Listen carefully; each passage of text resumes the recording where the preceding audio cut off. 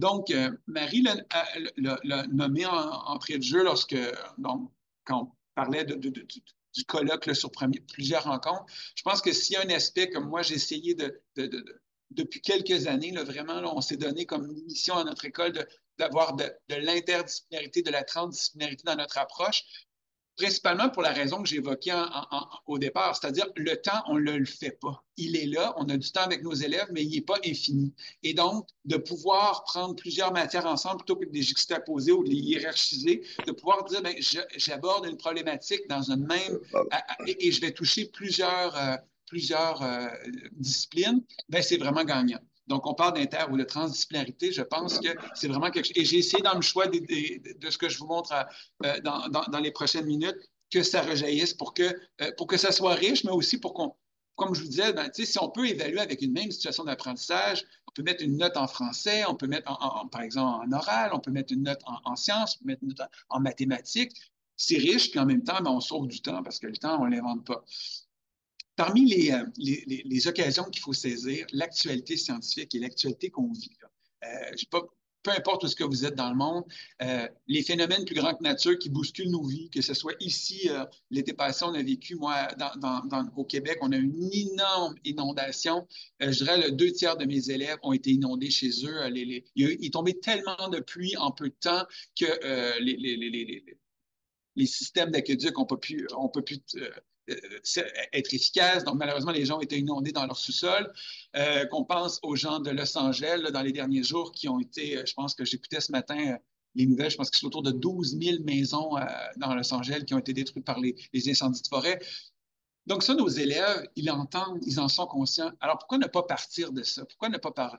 Et donc, vous allez probablement m'entendre parler donc d'éducation relative à l'environnement, parce que ça aussi, c'est une perche qu'on se lance. Ça fait partie de l'enseignement des sciences, mais ça peut faire partie aussi de tout notre enseignement intégré.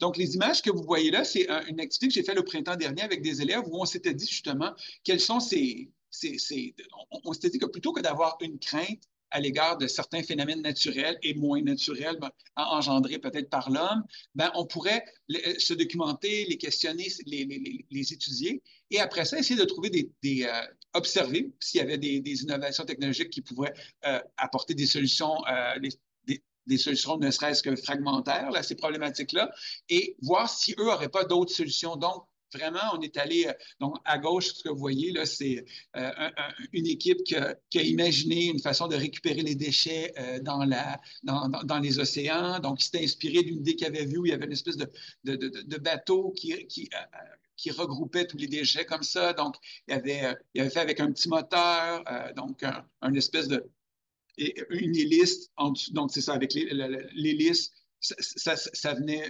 justement aspirer, donc c'est comme un aspirateur sous l'eau. Tout à droite, vous voyez une équipe qui aussi, on était dans les océans, donc eux, ils se sont intéressés à savoir si on ne pouvait pas fabriquer un type de bateau pour briser les vagues avant que ça atteigne les côtes. Donc, toutes sortes d'activités, sans toutes les nommer, mais par exemple, on a fait une activité sur les insectes pollinisateurs. Donc, on a fait un genre, ce que vous voyez complètement ici à droite, où les élèves se sont dit, ben, on va trouver une façon de donner une place aux insectes pollinisateurs pour qu'ils puissent hiberner, pour qu'ils puissent se réfugier, parce que malheureusement, les humains, puis on n'a pas beaucoup de contrôle là-dessus, hein, plusieurs humains utilisent des herbicides et que ça a un effet excessivement néfaste sur les abeilles et les insectes pollinisateurs. Donc, tout ça pour dire qu'on saisit une occasion. Et une des occasions importantes à saisir, selon moi, c'est oui, il y a un programme qui existe, un programme qui est là pour nous encadrer, mais le fait de partir de nous, le fait de partir, donc, et là, l'exemple que je vous donne, moi, c'est pendant la pandémie, tout comme vous, probablement, à la maison pendant de longs mois en 2020, au printemps 2020, et donc mes élèves à distance, qu'est-ce que je vais faire pour les atteindre? Ça devenait difficile d'envoyer du matériel.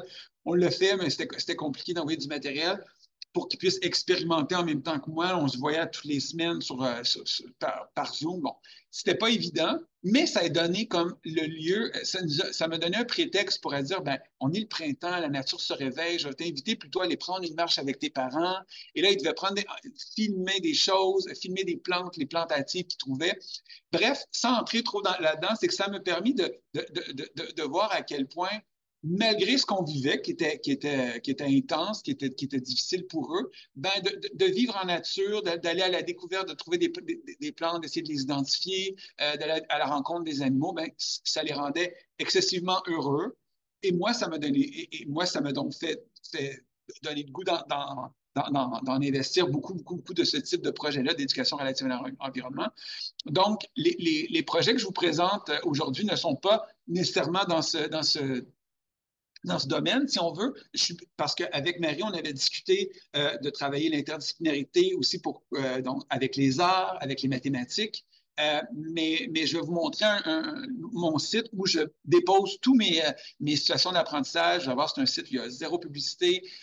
Donc, c'est un site d'un prof à un autre. Ça me fait plaisir si vous voulez aller télécharger des trucs. Donc, plein d'activités d'éducation relative à l'environnement. Donc, rapidement, parce que ça, je vais y revenir